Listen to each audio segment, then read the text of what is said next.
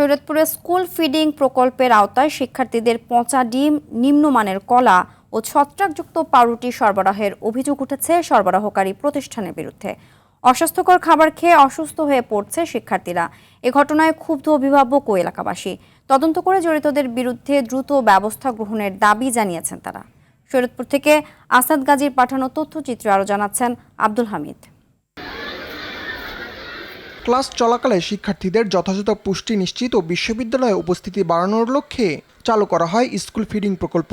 এর আওতায় শরীয়তপুরের গোসাইরহাট, জাজিরা ও সদর উপজেলার ৩৪৭টি প্রাথমিক বিদ্যালয়ের ৫০,৯১৪ শিক্ষার্থীর জন্য সামান্তা ট্রেডার্সের মাধ্যমে সপ্তাহে ৫ দিন বনরুটি, সিদ্ধ ডিম, দুধ, ফর্টিফাইড বিস্কুট ও কলা সরবরাহ করা হয়। তবে অভিযোগ উঠেছে এসব খাবারের বেশিরভাগই মানহীন ও অপুষ্টিকর।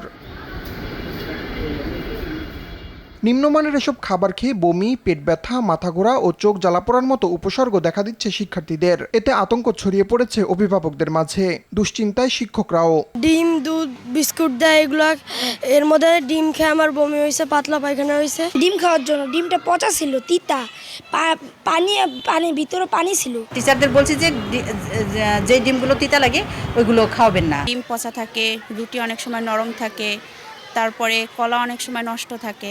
ডিম পচা, তারপরে রুটির মানগুলো একটুও ভালো না, কলাগুলো অতটা ভালো না। আমরা চাই যে সরকার যেহেতু খাবার দিচ্ছে ভালো খাবারটা দিক। এই বিষয়ে ক্যামেরার সামনে কথা বলতে রাজি হননি সামান্তা ট্রেডার্সের জেলা ব্যবস্থাপক আহসানুল হাবিব। সদর উপজেলার প্রাথমিক শিক্ষা কর্মকর্তা জানান, অভিযোগ তদন্তে জেলা কর্মকর্তা বরাবর আবেদন করা হয়েছে। কিছু কিছু স্কুলে পচাবাসি খাবার, বনরুটি বিশেষ করে এবং ডিম, এটা মানে অস্বাস্থ্যকর এবং পচা থাকে। শিক্ষার্থীদের হাতে কোনো রকমই এই অস্বাস্থ্যকর খাদ্য বিতরণ করা যাবে না, এই মর্মে তাদেরকে প্রতি মাসিক সমন্বয় সভায় সতর্ক করা হয়। জড়িতদের বিরুদ্ধে ব্যবস্থা নেওয়ার আশ্বাস দিয়েছে জেলা প্রাথমিক শিক্ষা অফিস। মাননীয় মন্ত্রী মহোদয়ের পরিষ্কার নির্দেশ যে নিম্নমানের খাবার পরিবেশন করা যাবে না। ইতিমধ্যেই এই বিষয়ে কার্যকর পদক্ষেপ গ্রহণের জন্য আমাদের প্রতিটি বিদ্যালয়ে 5 সদস্য বিশিষ্ট একটি কমিটি গঠন করা হয়েছে। আমরা আরও জোরালো ভূমিকা রাখবো যাতে প্রতিটি স্কুলে মানসম্মত খাবার নিশ্চিত হয়। কোমলমতি শিক্ষার্থীদের স্বাস্থ্য সুরক্ষায় মানসম্মত খাবার সরবরাহের দাবি শিক্ষক অভিভাবকদের।